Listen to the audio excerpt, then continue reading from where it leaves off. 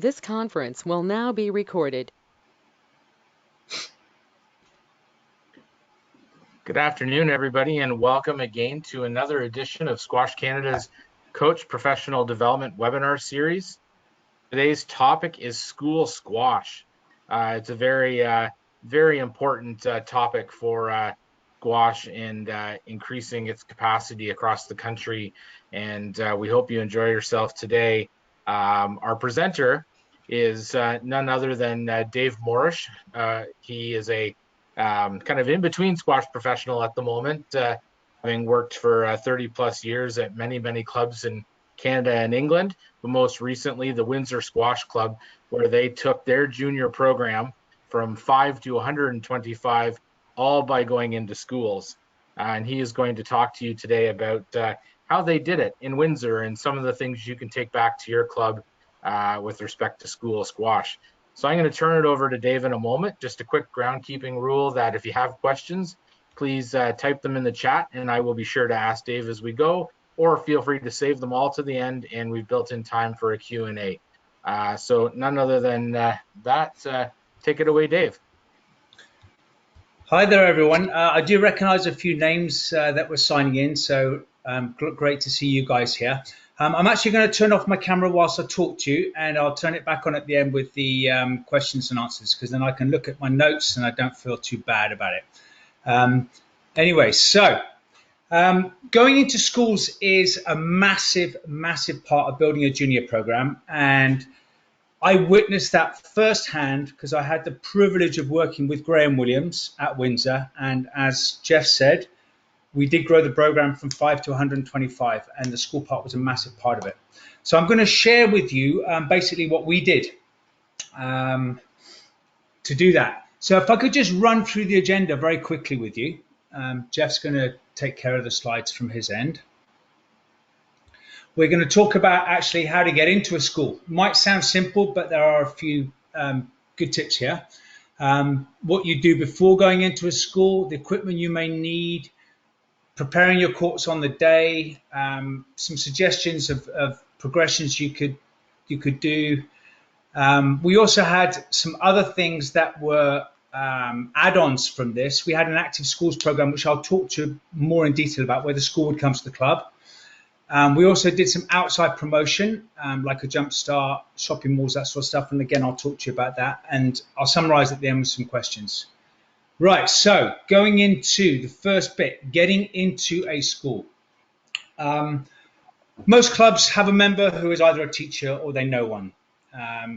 And they'll hopefully be able to connect you with that person. Now, I can just tell you from experience, we offered the class for free, the first one. So I think in every case, the teacher never turned it down. So straight away, you've got yourself an audience there. And the other beautiful thing about doing it for free is we had access to schools in lower income areas. And let me tell you, some of those kids were absolute gems. So once you've made your contact with the teacher and you've agreed to go in, you've got to obviously decide what grades you want to do, etc. and ages. We did 3 to 8, grades 3 to 8. They seem to be the, they were the ones that we chose to do. So the way that we sort of did this, we would go into a class. Now, hold on a second. Getting into a school, decide what classes you're going to do. Right. In fact, let's lead into the fact that you've actually got it. You've got yourself booked into the school. I don't want to run. This is all basic stuff. So we're going on to the next slide now, Jeff. You've fixed up your classes. Now, these kind of things are quite important. Most schools, in fact, a lot of schools may require you to do a background check. This is a normal procedure when you're working with kids. And I believe it only takes 24 hours to do this online, but it's something you need to be aware of, and I'm sure that they will tell you. With the way things are today, it's unlikely you'll be able to get into a school in the near future, but obviously when you do, you may also be required to wear masks. The kids, we don't know what's going to happen. It's all topsy-turvy right now. Before I go in, we went in. We like to obviously we know the size of the classes and whatever, so you can plan. But we like to get to the school itself so we could see the gym and actually be able to plan our courts. So, and the other thing was to find out what equipment they had. If they require kids to wear eyewear, I think in virtually every case, the school had the equipment, that sort of stuff. But you will have some of your own stuff. They'll have the basics, I believe, the hoops and the cones. But if we can go to the next slide, that actually goes through some of the equipment that we used. So obviously you've got your own rackets, I'm assuming, from your junior program. We tended to take all of ours in. We had about 30 or 40. It just meant every kid had a racket. We used the sponge balls from the dollar store, actually. I know Dunlop does one, other people do them, but the sponge balls were just perfect. They're slower, they're less dangerous, and they were just so simple as well. I said eyewear, they would normally provide cones. We brought our own in, but very often they've got them. The fishing net from the dollar store, I'll come back to that one a bit later because that goes through some of the things that we did, that we used them for. Whistle, stopwatch, painter's tape if you want to mark out your court a bit more, whiteboard markers, etc. So that's just some of the things that you may need. Right, so the big one is kind of preparing your court, which is all about the next slide. And I would say straight away, don't arrive 5 minutes before your PE class, because you are going to need a little bit of time to mark out your courts, move things around possibly. But very simple. The court that we're going to show you is a really, really simple one. And you can, I just put this up there to show you a basic format of a sports hall, and also these benches that virtually every sports hall has. We tended to use this as the tin. So just a couple of little things. So make sure you've got a bit of space between your courts. And I always used to have a holding area at the back, which was a safe place where kids had to wait, so you knew that they weren't going to get into any kind of mischief or trouble. So just looking at this court, if you can go to the next slide now, Jeff. Very simple. Put the bench against the front wall space. Mark out 6 cones either side for the size of your court. And if you want to, you can put this painter's tape down in between the lines at the back, you know, and sometimes we would have some lines in the middle if we were just working on particular target areas.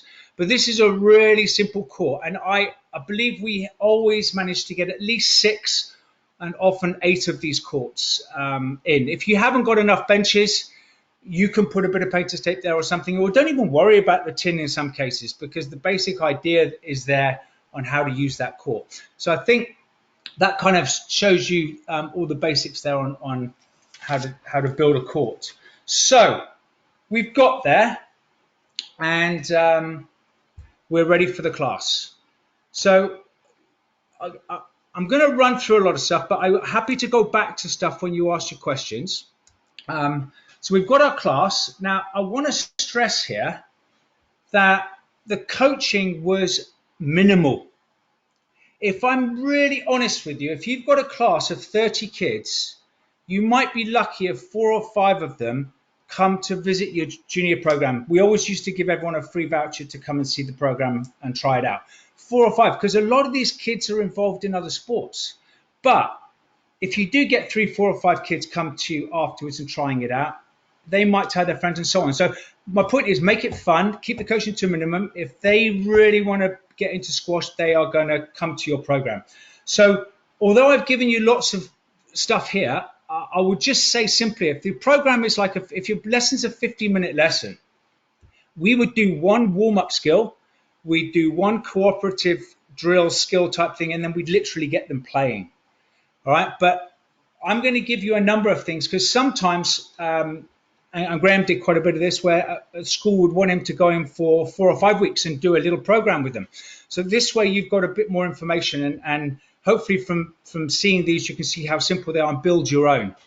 So some fun warm-up drills. You've probably read through these already. I've given them Canadian names just to make it fun. So curling, you've got a 6-meter trek type thing between you, and you're rolling a ball through 2 cones to someone at the other end. You'll switch around. Now, the idea of this is just to get a bit of like Coordination going with the line, get the follow through going, get the feet transfer. Again, you can just talk about these things briefly, but not too complicated. And it's a nice one just to get them involved and going. Another one, I call it trapping. So it's the same thing, but at the end of it, you've got a racket, you're going to trap the ball. That's another great one for coordination.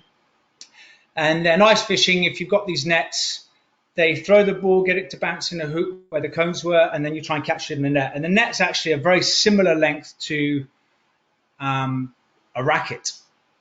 So again, it's quite good for coordination. Just gets them their eye in and everything else like that. So I've just run through these. I'm happy to talk about these a bit more if you want to later. If we can move on to the next slide, Jeff. It's some cooperative drills. Now, what we mean by cooperative is you're not trying to beat your opponent. You're actually trying to work with them, and it actually gets nice team building going, and also just works on some of the basics that they're going to need when you're going to be playing with them. So a throw and a catch game. So basically you've got two people just throwing the ball against the wall, letting it bounce, catching it, maybe limit it to a number of catches, and then you switch after a mistake. If someone's really good, you can make them catch with one hand. If they're really, really good, maybe even catch with their opposite hand. Very simple one, just gets them into the thought process of being on a court as well. And you might want them to, if you've marked out your 4 areas on the court, you might want to try and get them to throw it into certain areas so they can get the weight of the throw as well and move around, find the space to catch it. Moving on, so one player has a racket, the other person's throwing. You could do it so that the throw is rotating around, and once the hitter's gone through everyone, they switch with the racket. Just again, trying to get everyone working together. Just a nice simple progression. And then you've got this one, if you want to just make it a little bit more difficult. A throws, B hits, and then gives the racket to C, and then just try and make sure they take it with the correct grip. Again, that's one thing you do show with your coaching, some basics, but we'll go through some stuff later. But you don't want to go into too many details, so at least that'll get them thinking about something about the grip. And then you can do a little bit of a rotation around that and then get everyone switching. So that also gets some coordination going, gets the teamwork going. Then they've both got the racket. So now you're just getting them to get a feel for it. So you want them to hit continuously to each other. Who can have the longest rally? You can get different courts competing against each other. Any way you want to, but just these are things to get them into it. You've kind of been coaching them in a fun way. You've got them ready to, for playing rather than getting straight into it. And then again, getting them into pairs, having little rallies, maybe trying to get them into target areas. Whatever you like, but that's just a little idea of lots of different progressions where they are developing their skill and getting ready to play. So if we can move on to the next slide now, please, Jeff. Just talking about some competitive games. Again, you might not use many of these. If you really do only have them for one session, I would almost try and get them playing straight away. And as I stressed here, we always threw the serve to get the rally going. Just very simple. Even if someone can serve, the other person might struggle to return. So we just did that and it got it going. So now you can start making it competitive. And this is where, you're going to find out who your better players are. And you can always move them up a court, move them down, get everybody scoring. So again, I'm sure you've run through these, so I will as well. So A throws, B returns to continue the rally until a winner stays on type thing. Now, these target zones, if you've got like more sessions to do with your kids, you can start bringing some stuff in like with these target zones. For example, you can get 5 points if you can get the ball to bounce into each one of the zones in the rally. By giving you sort of ideas like this, I know from myself, when I sometimes see a new routine, I can build on it myself, So these are just giving you some suggestions. Again, I wouldn't make it too complicated if you've only got it for one class. And then I had both players can only hit into certain target areas. If you go and look at that court again that we divided into 4, you might say you can only keep it in the front 2, or you can only keep it in the back 2, or you can only keep it on the right, so on and so on. So just again, Lots of different progressions there. If someone's really good, you can take a quarter away from them every time they lose a rally. Cross-court game, one hits into one half, one hits into the other. I put lightning squash at the end because that's a fun way of just everybody having a wonderful sort of chance of winning something. So literally you get all 6 courts going at the beginning, one rally, the loser will come off, choose someone else to go on, and then they're out, they move to the side. Eventually you're going to whittle it down to 2 people, and then you're going to have your winner. And the nice thing about one rally is literally anybody can win. So just to do a quick recap here. So we've gone through just sort of getting into the school, meeting the teacher, setting up some classes, finding out what ages you're going to do, how many you're going to do. I think I did stress earlier, if some schools want to have you for more classes, you charge them. I mean, you could charge them for the first class. We just generally gave the first class for free for those reasons, as I told you. But there were a lot of, I'm going to say, a lot of good comebacks from it, which I'm going to talk about with our next slide in just a moment. But one of the big ones was getting the kids to come to the school, as well as you going back into the school and doing various classes like for 6 weeks or something. And in fact, Jeff, if we could have the next slide here, the Active Schools program.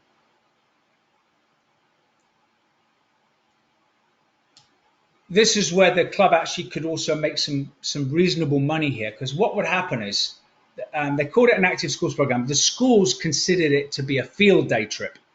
So we would get a class coming into the school, class coming into the club for a morning. And depending on the size of the club, the class, we would, it would determine how many activities we did. Now, on average, a class would come pretty much in its entirety, 45 kids, say, and we would have 3 different activities going on. So dividing them into 3 groups, one of which was squash. Now, our other 2 were Zumba. We had a regular Zumba teacher, and then we had a yoga teacher that could do every 2 weeks. So we rotated that around a circuit 1 week, and then the yoga with another. So assuming we've got 3 groups, they normally arrived at the club around about 9:30. We do some nice introductions, a little bit of health and safety, a few rules about the club, not running around too much, and then get them going. So one group would go off and do the Zumba, one would go off and do the yoga, one would come with me for squash. We've got 40 minutes with these kids. And I used to love this part of it. I really did. And in those 40 minutes, I've literally taken about 8 to remind them some of the things we did at the school with the technique. I then just talk to them about the basic rules. I'd grab a couple of kids and I'd do some demos, show them the rally so people could see how points were won, and then we split them up. Now, supposing we had, say 16 on 4 courts, 4 kids per court, we would then just let them rotate around, just do a little sort of round robin between themselves, a minute on, rotate, no scoring as such, just to get a feel for it. Then after about 10 minutes, we would then start doing winners up, losers down. And then by the end of the 40 minutes, we've got a champion on the top court. So they loved it. And as with the classes that we went into, we'd always give the kids a free voucher to come and try at the club. We actually, with our last lot, we encouraged them to bring their parents in for a game. So they got a free court, bring their parents in, because this was a great way of trying to get new members. And we did actually get a few parents join, because we had a pathway from that where we had a few beginner clinics going on or some free drop-ins that they could try out after that. If you had a smaller class, and this actually was my favorite, and I always gave them these options. I said, if you've got 32 kids or less, because we were using 4 courts, I could do a double squash with you. And what that entailed was basically 32 kids coming, split them into 2 groups of 16. They would do 40 minutes of squash. We'd probably do a little bit more there. We might add in a couple of cooperative drills or something, because we've then got them all together at the end for 40 minutes for a tournament. But what I would do during that 40 minutes as well is I would have some kind of a little mini tournament where I could seed them and get ready to put them into like a Monrad.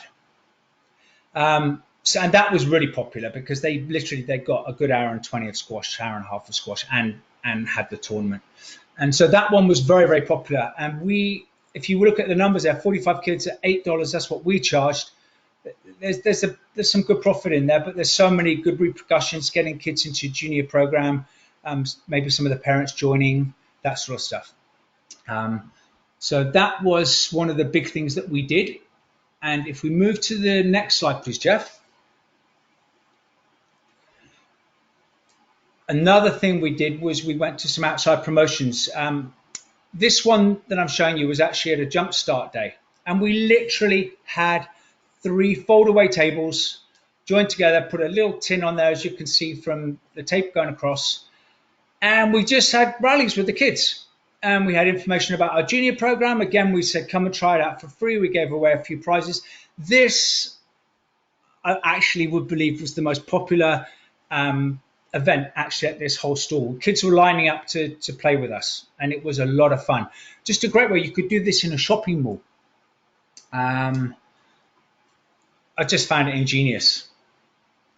So that one, again, so I just wanted to do a summary, and I want to go back on a few things here, guys. I know I've kind of rushed through it, but I wanted to just go back on a few things, and it will repeat some of the stuff we did at the beginning.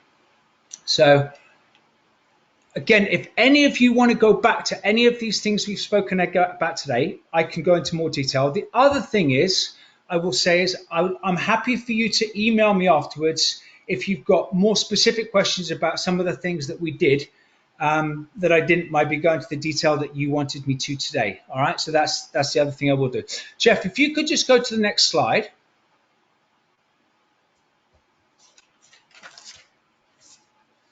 Just wanted to, again, run through a few of the important things here.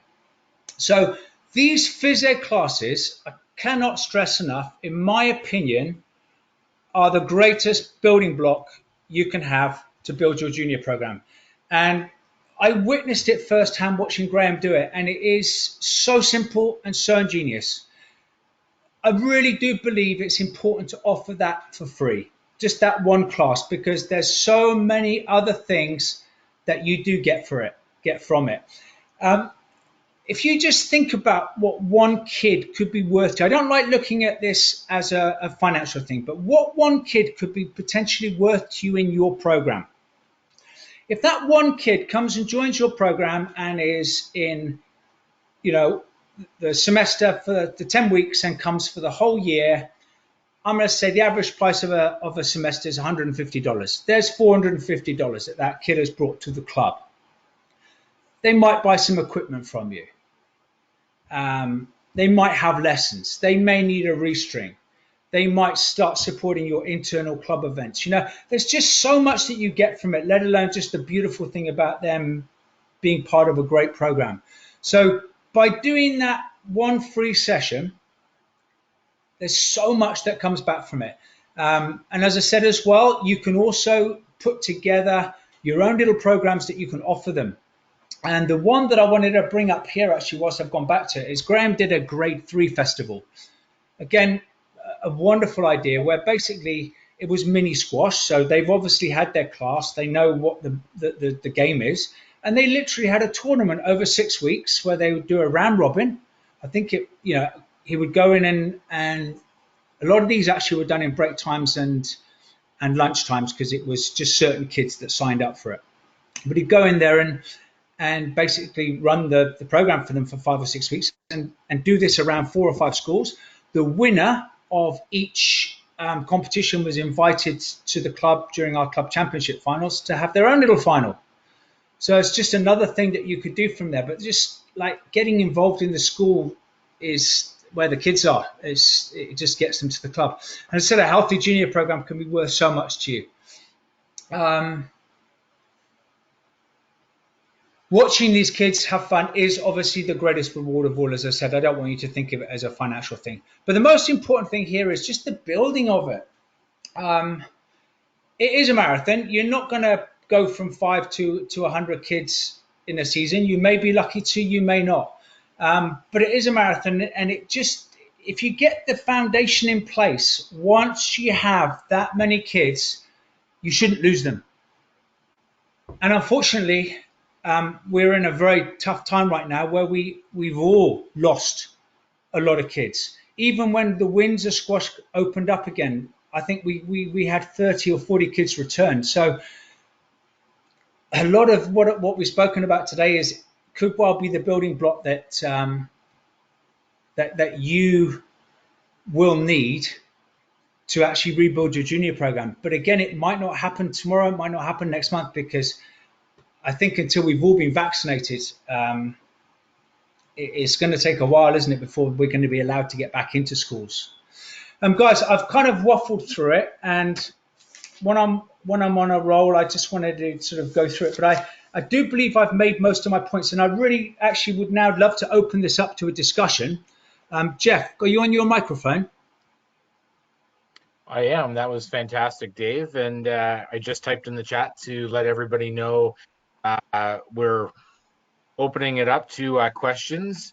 So anyone that asks questions in chat, I will ask on your behalf. If someone has a question they'd like to ask Dave directly, just let me know in the chat and I'll get you to unmute your mic. But I'll start with these first two questions.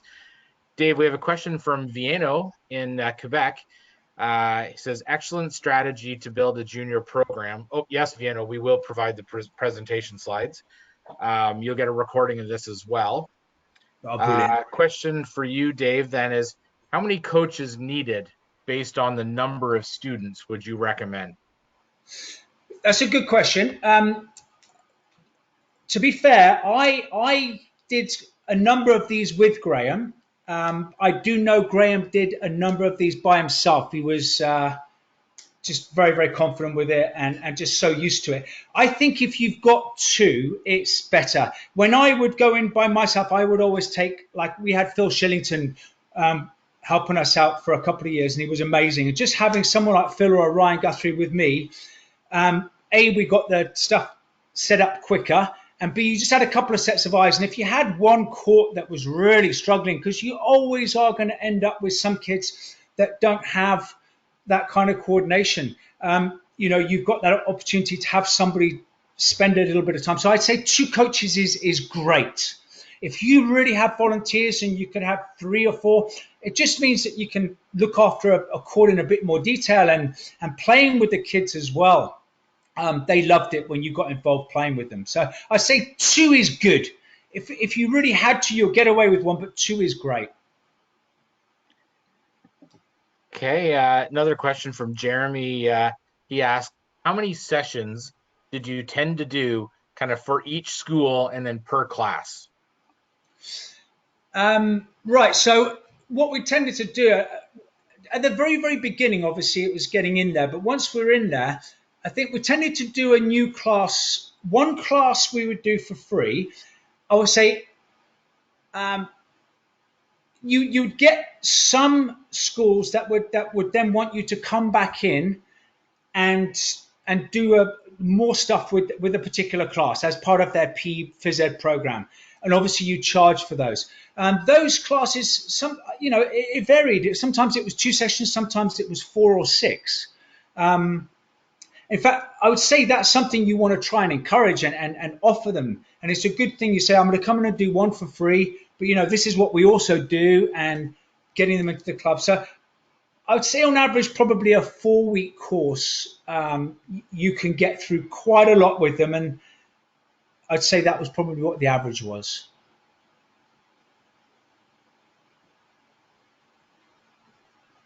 Did that answer the question? I think so. We'll give Jeremy a chance to reply. In the meantime, another question from Joshua. How did you get into the schools? Did you partner with the school board, the principal, a teacher? How did you do it directly? Right. So in the first instance, we made the connection with the school via our members. We were very lucky. We actually had one guy called Craig Guthrie who just knew all the teachers. He was a teacher himself and was very involved. So he was able to put us in touch with a lot of these teachers, and certainly with his school, Tecumseh Vista, where a lot of our great juniors came from as well. we got in there first, and so they knew the avenues. To be fair, the Catholic board, we only got into later. They didn't recognise our program, our active schools program, and stuff like that to start with. So that was for the active schools, sorry. But going into the schools themselves, that wasn't an issue because we got in touch, as I said, with the phys ed teacher, and then they made sure that was possible, especially as we were offering it for free. So it just sort of happened within the schools, and I guess they looked after their side of it from their side. It was all above board type thing. They made sure it was allowed. We went through the procedures that we needed to, like getting the police check and what have you. The teacher was always there when we did it, so it was quite easy in that respect. It wasn't too complicated. There wasn't much red tape, shall I say.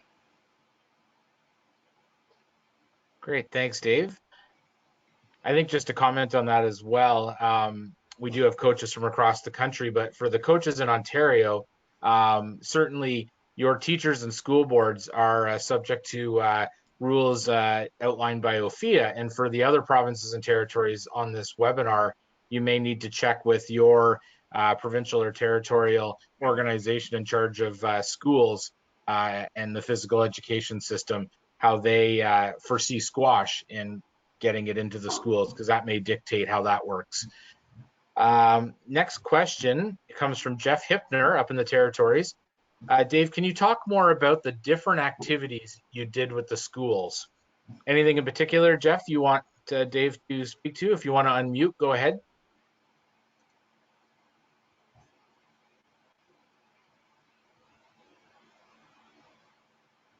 Okay, so I was waiting to see if Jeff... He says just more examples, Dave. Well, to be honest with you, I didn't want to give too many examples because we didn't want to make it too complicated. I would say you can progress. There's some, like with warm-up exercises, you could find another dozen of them. Do you know, I'd rather get back to you after this and run through some progressions, possible progressions. But I sort of used the stuff that Graham and I did. As I said, in most cases, we were only in there for one class. So we would do a warm-up exercise, we would do a cooperative drill and skill just to get them hitting, and then kind of got them in some kind of playing. What particular, when you want more sort of information, more drills, which particular area were you on about? Sort of once you got them playing, or just more stuff to do in a school, or more stuff to do at your club? We'll give Jeff a chance to respond to that while we're waiting on Jeff. Because I felt like I gave quite a few there, actually. Just keeping them occupied in the class. Yeah, I mean, this is, you obviously, when we get things doing, we're getting them going as a group. So you've divided them, say, into 6 groups, and you've got attached to each, say you've got your 6 little courts. And so you've got them doing their things, you're going around checking them out, and the teachers may be helping you out as well. And if you've got someone else with you, it's great. So you're keeping them occupied with all these drills. If you find that you've got more time, we didn't tend to do one drill for too long. That's the other thing. And even if they couldn't do something, we kind of would move on or leave them with one of, if I had someone helping me out, leave them with that. But again, I don't think you're going to be doing too many things in a class. So keeping them occupied with what they're doing. But we got them occupied, honestly, by getting them playing as quickly as possible. Once they were playing and doing stuff competitively, they just loved it. They stay occupied.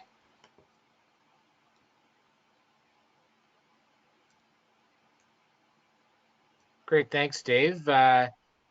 So this is a comment question, I would imagine, coming from Barry Gifford out in BC. He says, school teacher involvement. The question would be, create squash coaches.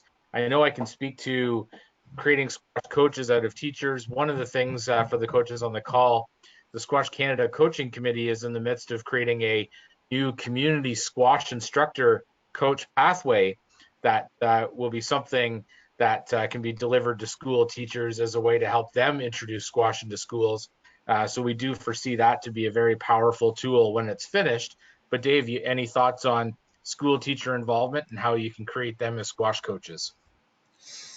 Well, do you know what? It's interesting because I believe that when you're getting a kid into squash, you don't need a great squash coach to do that. And, I'm probably guilty. And in fact, I know I'm guilty myself of overcoaching in the past when I've been given some of these groups because you feel like you can make a difference. But actually, keeping it as simple as possible is what, like the way sort of I look at hockey, right? I am no expert, but I can see the basics of that's going on in hockey and could probably explain it better to my English friends who don't know anything about hockey more than you can, who knows a lot more about hockey than me. So I think the teacher's involvement is huge, because if you can get a teacher who is happy to, say, have a little side activity at the school with, say, this mini squash program, the grade 3 festival that Graham set up, and the teacher's taking care of that and knows, just those very basics that we're talking about, they are priceless, because they are part of that sort of that chain that would then encourage them to come to your program if they enjoy it and take it to the next level. So this community coach thing is genius, and it's no criticism to any governing boards or national associations. But sometimes this level 1 course is too complicated and puts people off. And so you lose out on a lot of potential coaches that could have made a hell of a difference. So I think this is genius, and hopefully it is a very simple one to get and is not complicated, because the more of those you've got, I do believe the more juniors we're going to create. And to comment on what you said there, Dave, exactly that. The coaching committee has acknowledged that the current intro to squash coach pathway is overly complicated, and what we've learned is that many people at that foundational level of not just squash but any sport, don't want to be certified, but rather they want to be able to just learn the basics and teach the basics, or help in their youth programs or go into schools, and all they need is the foundational pieces to do it. And so this new course that's being developed would be a one day 8-hour course, really simplified, with a couple of small NCCP pieces that will go along with it. So when that is ready, we will certainly be looking to promote that through webinars, just to talk about what's involved. But it will be part of our NCCP program for coaching. So that is good to hear that people like that idea. Another question here, Dave, from Andrew Lynn out in BC. Great question, Andrew. Any concerns about footwear, Dave? With some of Andrew's past experiences with introducing kids to squash, they show up in an amazing range of footwear choices. Tell me about it. So obviously what they wear on their own sports hall floor, gym floor, is their problem. But yeah, we had that problem, and you know what? You're never going to be able to get these kids to turn up in shoes that haven't been worn outside. So we kind of sucked it up. If we tried to get the teacher, please make them bring a pair of shoes in, but sometimes that pair of shoes that they brought in, they've worn outdoors. So we generally had to give the courts a quick sweep and a quick mop down, which took 5 or 10 minutes at the end. But that was part and parcel for us of accepting, this was how we were going to build our program, because we wanted to sort of participate rather than not let them. There were a couple of occasions where kids literally turned up in boots that were caked in mud. We would lend them a pair. But yeah, it's a nightmare. If you really, my previous place in England at Wycliffe College, I used to do the phys ed classes as well for them. And what I did was we had a budget for this. I went and bought a load of cheap shoes on sale. They probably were about $10 each. So I had enough, and everyone can wear a size too small or a size too big just for one session. So I went out and bought a job load of these, and we solved that problem. And, the school paid for it, and I explained to them the advantages of keeping our courts clean. So that's one way of, or getting the members to donate their old shoes, and you've got them. But yeah, if you're just getting kids coming in from a public school, very, very tough to expect them to have the correct footwear. It's just life, unfortunately. But that's one way you can do it. Get members to donate, and just have a selection yourself. Perfect. Great idea, Dave. A couple of comments in chat. One from our very own Director of Athlete Development, Jamie Nichols. Jamie. He says, Dave, looking good, buddy. Do you have the video you created for school squash? I found that very powerful. And then a couple of other people commented on the video. Leah DeBar and a couple of others referenced it. Is there a video that could possibly be shared with the group related to school squash? I do remember we did a video because we did a presentation for Squash Ontario, didn't we? Let me see if I could hunt that one down. I have seen a clip of it, but it was only about 2 minutes. And I know that the actual video we did was a lot longer than that. Apparently, Lindsay says Squash Ontario has it. Right. Okay, that's great. So apparently Squash Ontario does have it from when I did it last time, because I remember not being too technical. I gave it to them to sort of present on my behalf. Give it up. Maybe what I'll do is I will oh, Maxime has just shared a YouTube link. I'm not sure if that's the video, but I will coordinate with Lindsay offline and see if Squash Ontario is able to share that with today's group to enhance your school squash programming. Another item too, I know Squash Ontario has or used to have was a courting schools document. I don't know, Lindsay, if that still exists, and if so, if that's something Squash Ontario may be able to share with the group. I was actually going to, sorry, go on, Jeff. Oh, go ahead, Dave. Go ahead. In fact, you've just reminded me of something. So we got an earlier question about do you have any more exercises? It reminded me. I believe if we could set up some kind of a bank where coaches can just contribute for free, just drill. So like if everything that we've done today goes into this bank, and if people have got other exercises and fun games, I know Maxime, saw a little thing from Maxime earlier. Maxime did some great stuff in Gatineau with school squash. I remember seeing some stuff on it. So he's probably got some fantastic ideas as well. And at the end of the day, we all want the same thing. We want to get more kids playing squash. And I am not one for holding on to my exercises. They're mine. I'm not sharing them with you. I'm one for giving them out. And if we could get a little bank here where people could contribute, then that person that doesn't maybe have a lot of experience, who's wanting to start up a junior program, can go in there and has got so much to choose from so many amazing coaches that have just contributed some ideas. Is that something that Squash Canada or even Squash Ontario as well could do, or even your own provinces? So I will, Jamie, if you're still on the call, Jamie's a step ahead of me, isn't he? Yeah, we internally at Squash Canada are looking to do a resource hub and do some things around that. Jamie, if you want to speak to that, go ahead.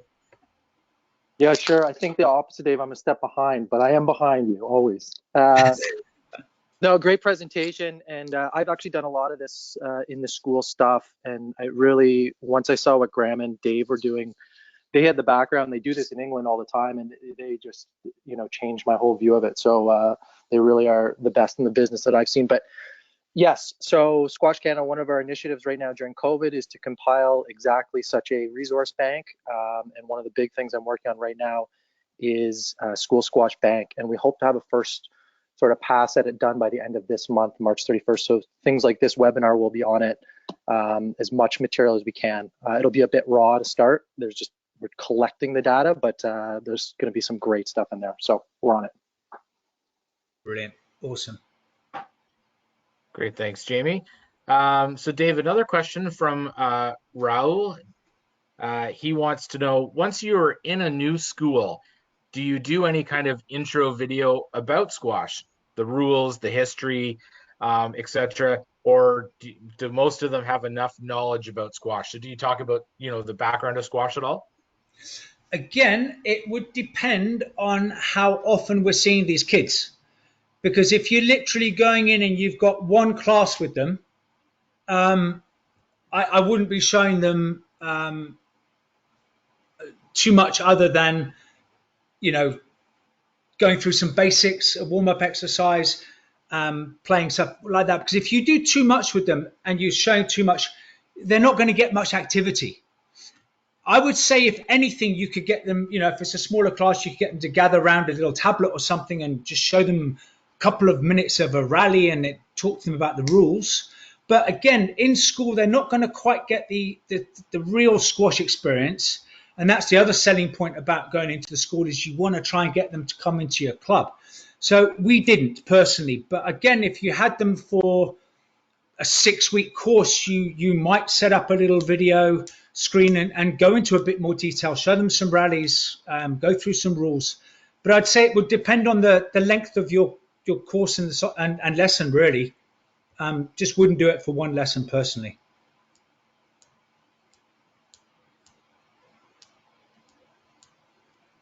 Perfect. Thanks, Dave. Raul says thank you. So that answers that question. Excellent. So in the interest of time, does anyone else have any questions? Feel free to type in the chat box or unmute your mic and ask if we still do have a few minutes.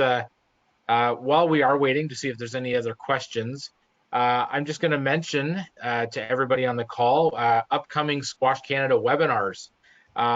Next in queue, going back-to-back weeks, on March 16th, first up is the first edition of Squash Canada's Athlete Development Series. Jamie, our very own Director of Athlete Development, will be talking about national physical and technical testing. And then the following week, on March 23rd, Jamie will be back again talking about next gen and junior national team pathways. This applies to anybody, anyone and any player, coach, official, parent that would like to sit on both these webinars. Please register. They are free.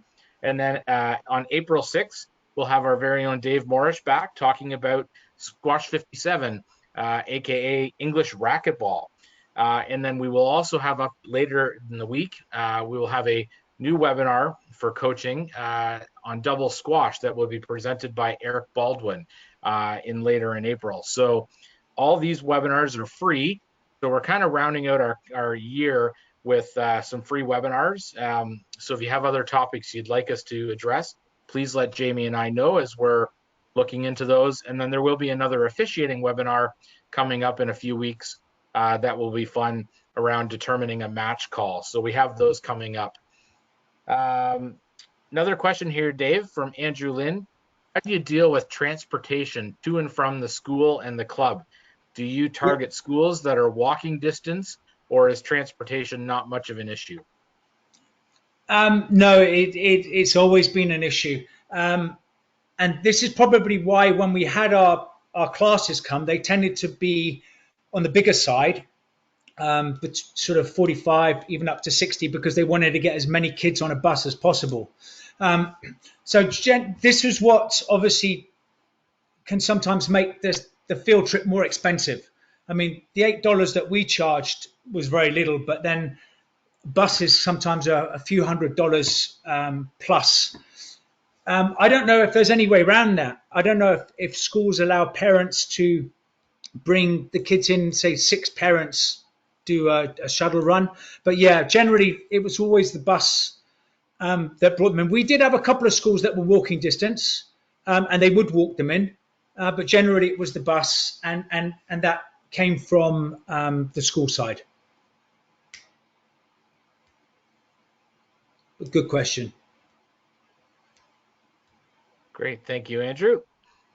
Last call for questions. Anyone else have questions of Dave? Again, if you think of something after the fact today, you can certainly reach out to myself, or Dave has put his contact information at the start of the PowerPoint presentation that we will email to everyone. So you will have that available to you. Perfect. That answers my next question. I was going to offer to have anyone email me if they want to follow up on anything that we haven't discussed today. Perfect. Oh, one more question. We'll make this the last question because I think this is a great one. Dave, did you have any sponsors for your program in Windsor, or know of any school squash programs that maybe had sponsors to assist?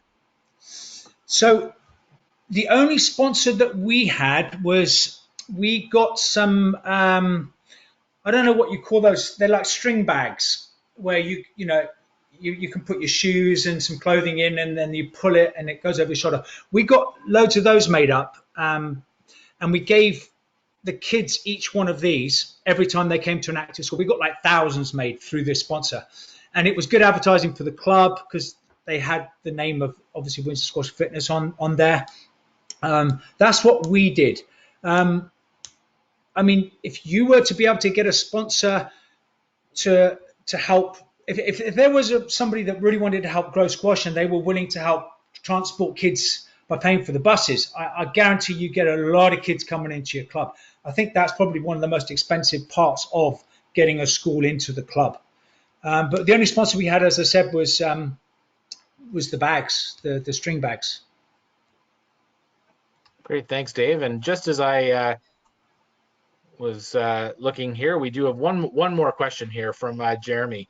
If starting a brand new program, would you suggest starting with earlier grades, grade 3 or 4, or the higher grades like grade 7, 8? And great question, Jeremy. Oh, if you had to choose, the advantage of starting with them young is you can get them hooked straight away before they're maybe too involved in other sports. The advantage of going with, say, a grade 7 or grade 8 is sometimes you pick up these gems who aren't involved in other sports. I'll give you an example, and if you were listening, I hope you wouldn't mind me mentioning him, Jagrup Bangu, an amazing kid who came through going into the schools and the schools program, wasn't involved in hockey, wasn't involved in football, but loved squash, top 8 in Ontario juniors. A beautiful story. So I don't want to recommend which grade you start with. I really don't. We did 3 to 8. If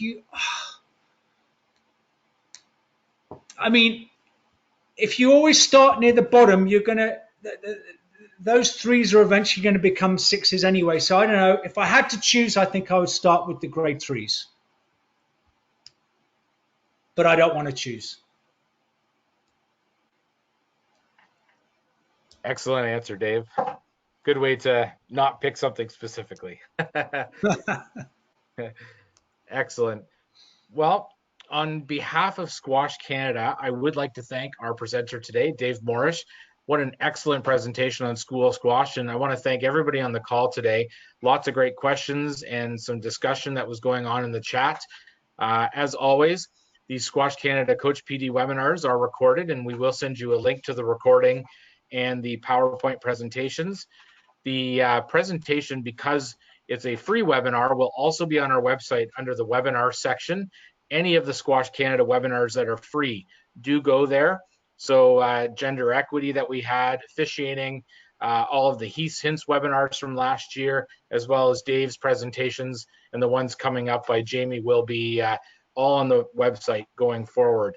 So please don't hesitate to share those resources within your clubs and to those that can help impact squash growing.